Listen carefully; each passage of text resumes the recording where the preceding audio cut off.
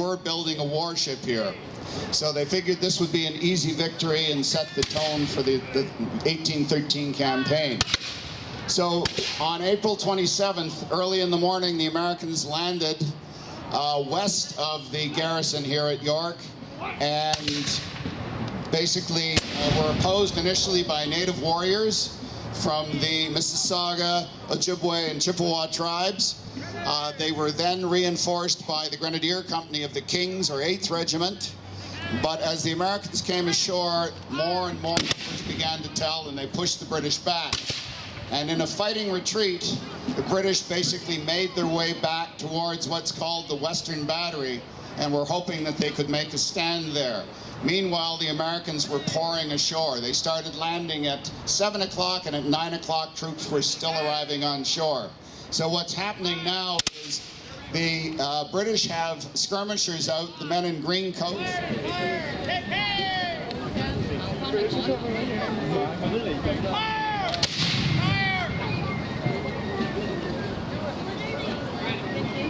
You can see red-coated soldiers making their way forward, trying to hold back the Americans to buy time.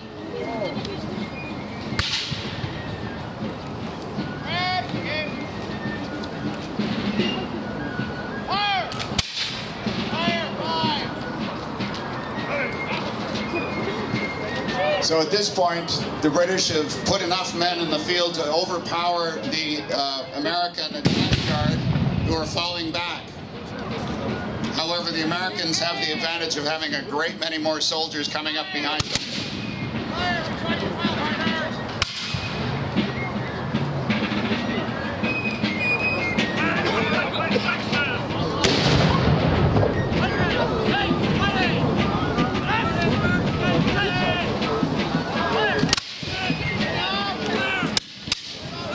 So the British and the Americans are both using smoothbore flintlock muskets with a blue battle flag with the eagle on it.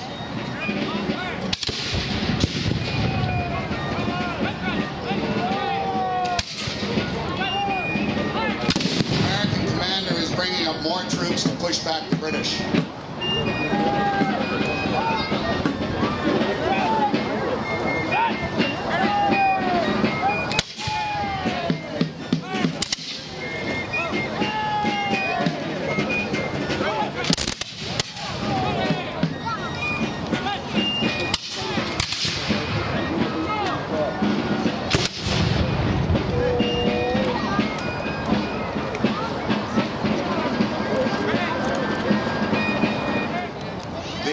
Newfoundland Regiment fought throughout the War of 1812 in small, company-sized detachments, basically in every theater of the war.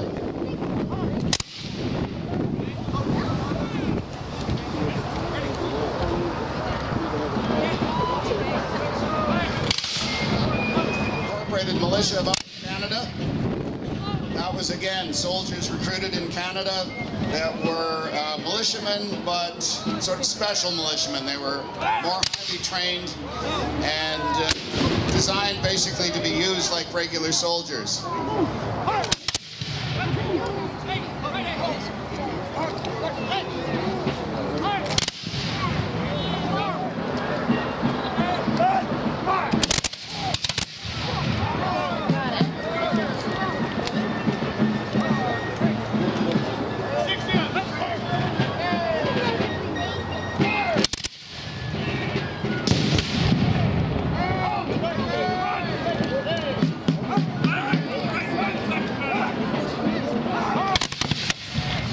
Drummers wearing uniforms with sort of more elaborate uniforms with colored tape on their sleeves. In the din of battle,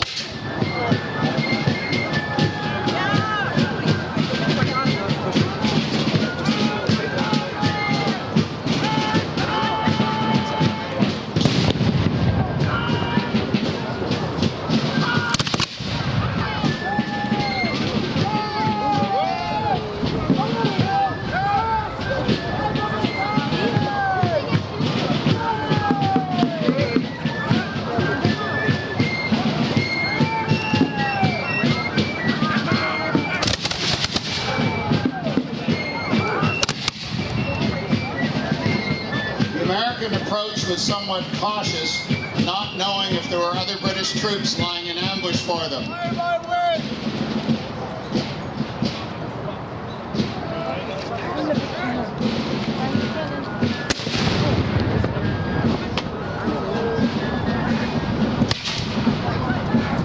Uniform. One of the problems when Americans entered the war was they didn't necessarily even have enough blue cloth to clothe their army. So certain regiments were dressed in black cloth, some of them in gray, some of them in brown. It was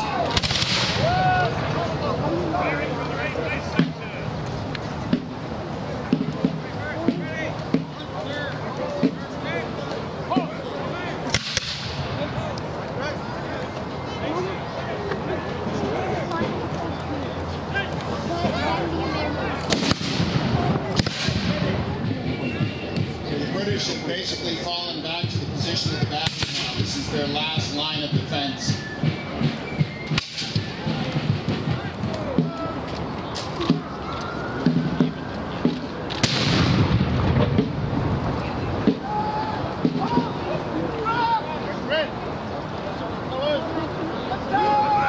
He could rally enough men at the Western Battery to stop the American advance. But his problem was many of his soldiers did not arrive at the battery. Some of the militia went by a circuitous route to the battlefield and never arrived.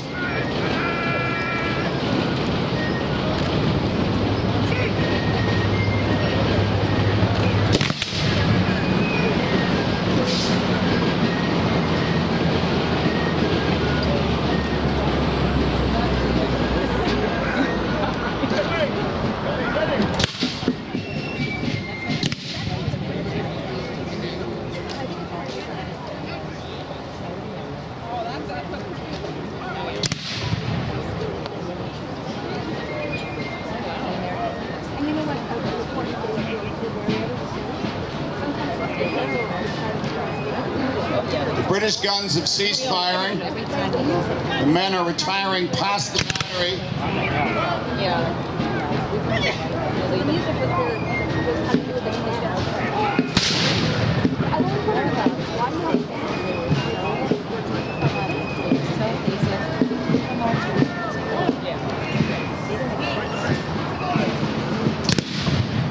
Stand quietly while they play the lament.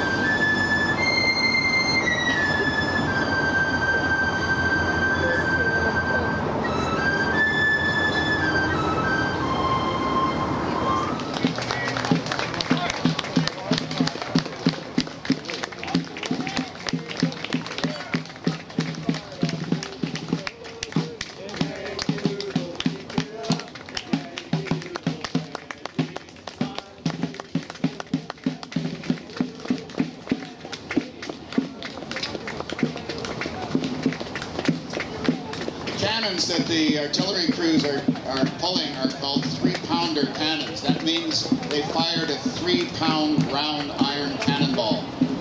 Artillery was rated by the weight of the cannonball it fired.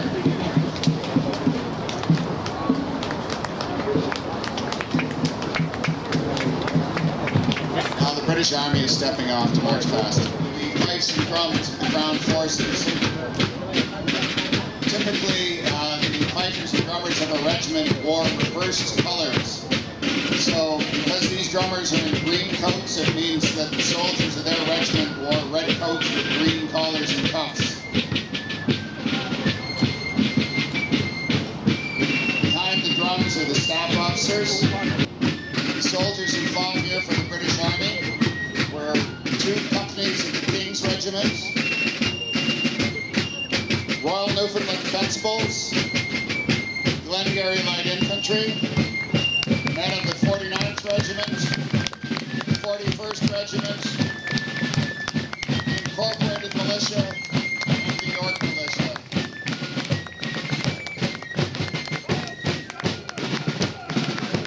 Battle standards are the colors of the Royal Newfoundland Regiment.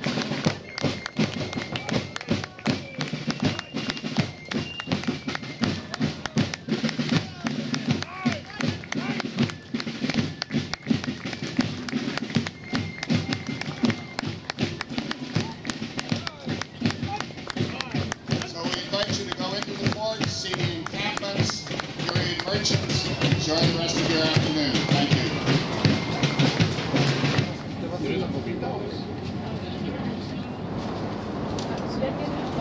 These are all the parts to make the gun? Well, those are.